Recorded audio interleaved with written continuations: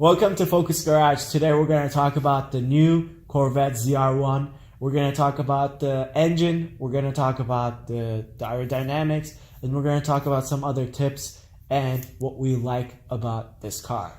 Yeah, so this video we're going to get you caught up on everything you need to know about the new Corvette ZR1. So where do you want to start off? Let's start off with what it's powered by. All right, so what do we got power in this bad boy? I know that it's a LT5. It's literally the LT4 engine with a bigger blower, dual fuel, whatever, like the multi-port and direct injection, and a bigger throttle body as well. Yeah, can we pause on that for a second? Because when I was reading articles about this and seeing other YouTubers cover this, something that was very interesting to me is that the dual injection, that it's got the direct injection and standard port injection. I feel like this is manufacturer's way of like low-key saying, hey, direct injection alone kind of sucks.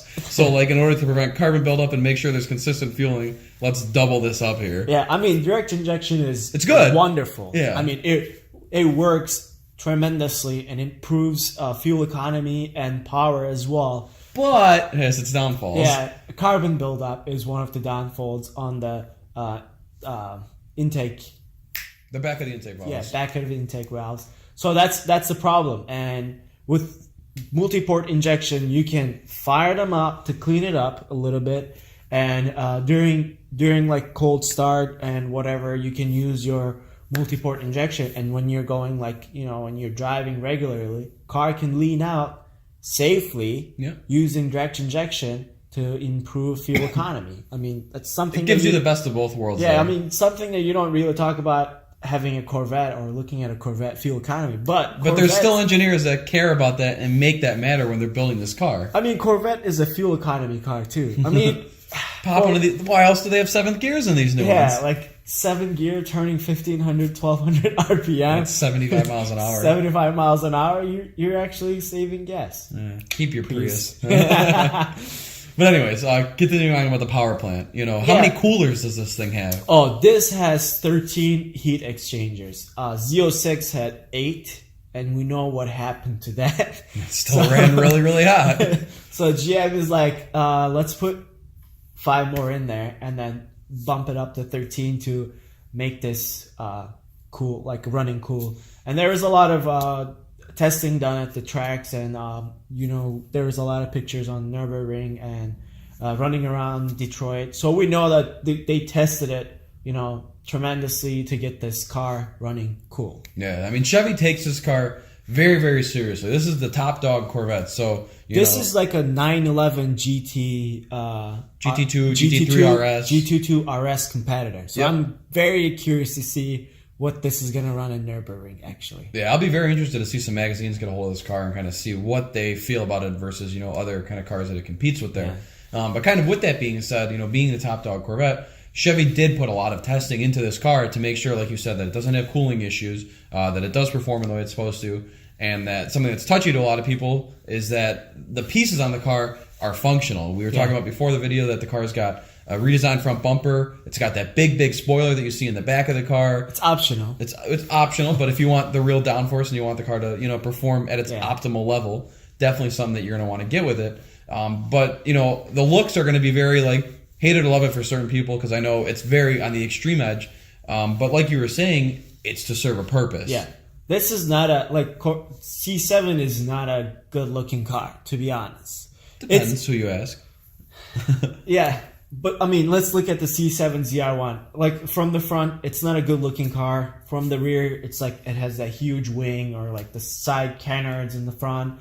It's, like... Looks like a track-spec race car. It is a track-spec race car. Yeah. Like, everything is functional. Every hood scoop, every aerodynamic piece on that vehicle serves a purpose. Yeah. It doesn't need to look beautiful, but it needs to perform beautifully.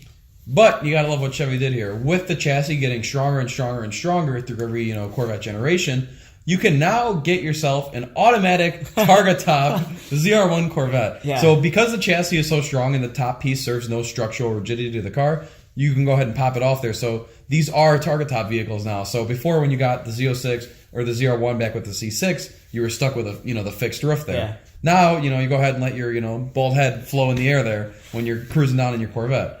And you get the 7-speed manual, or how many? 8-speed. No, the manual. The manual is the 7-speed. Manual is 7-speed. Automatic is the 8-speed. 8-speed automatic. So you get both. Which one's going to be the better performer? The 8-speed auto, probably? So GM is talking about 7-speed manual is the one that you want if you want to track this car. That's the heavy-duty transmission that will help you in the track, like, not overheated and all that stuff, and you'll get those good shifts.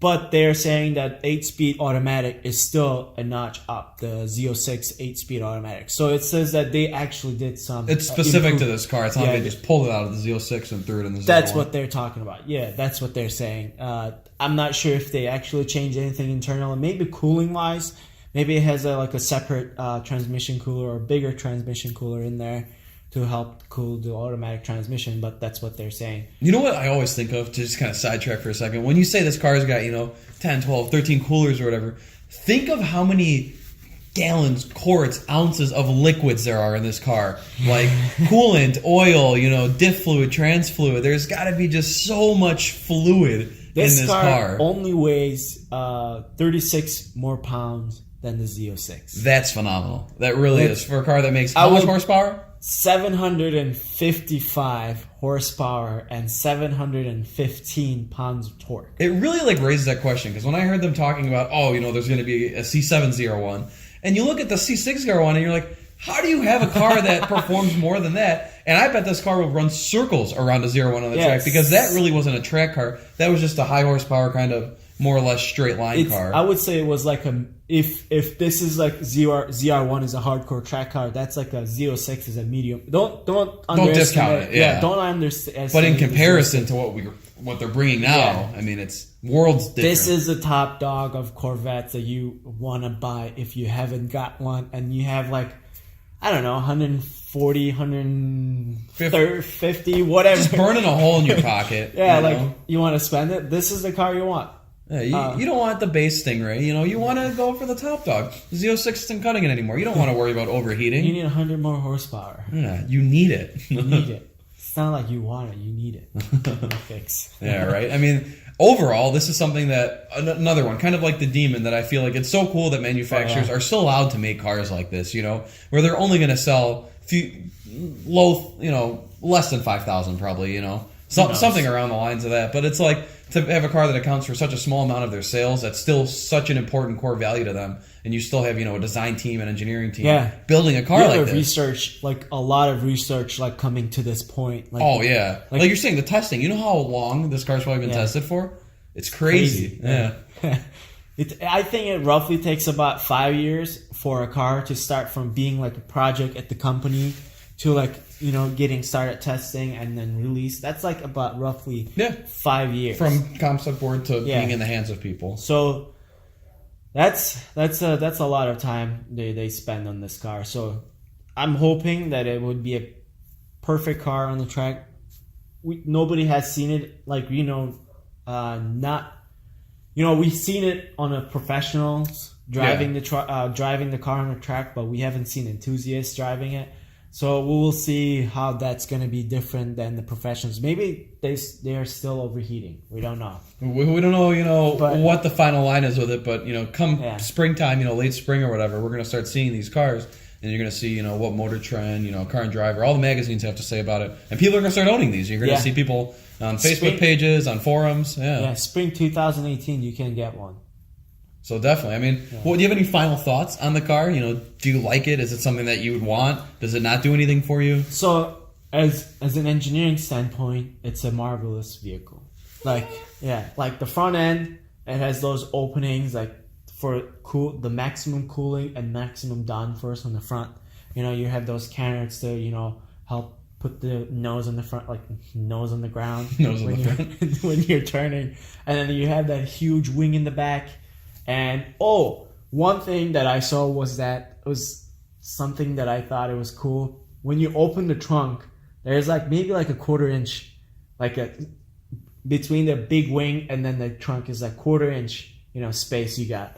I mean, that's beautiful. It's like, we got a trunk. You can open it with the big wing, but you can't put shit in it. Oh, so the wing's mounted to the body and not the trunk? Yeah, not the trunk. So you can only open the trunk so much? So, I mean, you can open the trunk all the way. Yeah. But you can't load anything from the back of the car. Oh, because the wing's there, yeah. Yeah, and then you kind of have to put it like from the side on top because you have the wing coming down. Hey, man. You have those... Function over form. Yeah, so I think that's why because of those reasons, I think I would own one if I was, Yeah, if I was ever in the position Yeah. financially to have something like that. I've said in previous videos how much I absolutely love Corvettes, and something like this, like you're saying, it's the top dog. It doesn't get any better until they come out with the mid-engine one. But that's still as a of couple right years now, away. this is the best. Yeah, as of whatever day this is, in the end of 2017, this is going to be the best Corvette you can buy right now. Yeah. And to those people that are going to be able to get one, awesome. Hats off to you. Definitely enjoy this marvel of engineering. Yeah.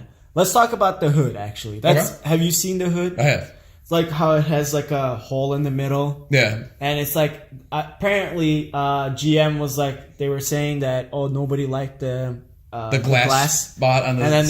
they're like to hell with it, we put a hole in that. Yeah. And then we show the entire engine, and they're saying that when you're driving around you can actually see the engine like movement, side to side, flexing it. So that's an entire car. That entire piece is carbon fiber. Yep. And then I believe the hood is carbon fiber. You got the front splitters carbon fiber. Side splitters are carbon fiber. There's a lot of carbon on the car. Roof is carbon fiber. Yeah. The spoiler is carbon fiber. This is the Corvette that has the most carbon fiber stuff in it. There's and I believe carbon ceramic brakes are optional. Standard. Oh, they're standard on this? Not optional, standard. Wow. And you have those huge brakes. Like 6 million piston calipers or something like that. Yeah. And there's like an orange color special package that you get the beautiful orange color with the orange calipers to match that. And I think overall it's a great car. It's a pure enthusiast car. Yeah. But you are going to have middle-aged men that have no intentions on ever beating on this car. But that's fine. It's whatever, I mean, you can't afford it right now, so you can't really talk shit about no, other people can't afford it. I just wish I was them. Yeah, I wish I was balding and had 100,000 whatever. That's not the point. The point is that I absolutely love the car. Hats off to you, Chevy. I know you're watching this video, so give me one. Give me one. It's that easy, right? I'll be okay with a C5, yellow C5 with wide body and a supercharger. I'm okay with that. Right.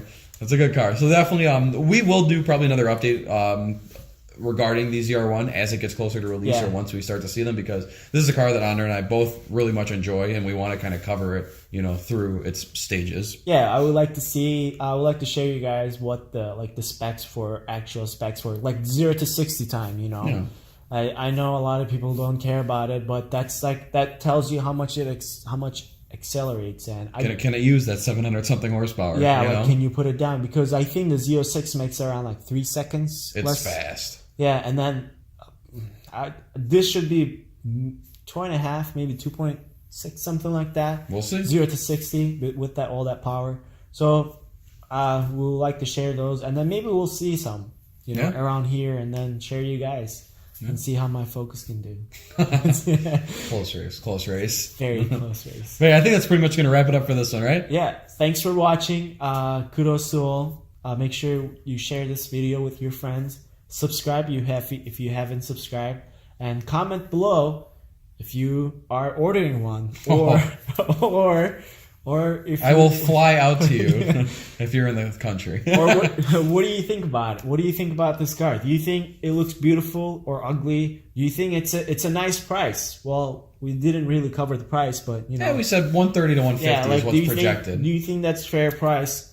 And if you had the money, would you own one, or would you own a Dodge Challenger or Charger? The Demon. The Demon. Yeah, or maybe something like this doesn't interest you at all. Either way, let us know. Let us know. We'll catch you in the next one.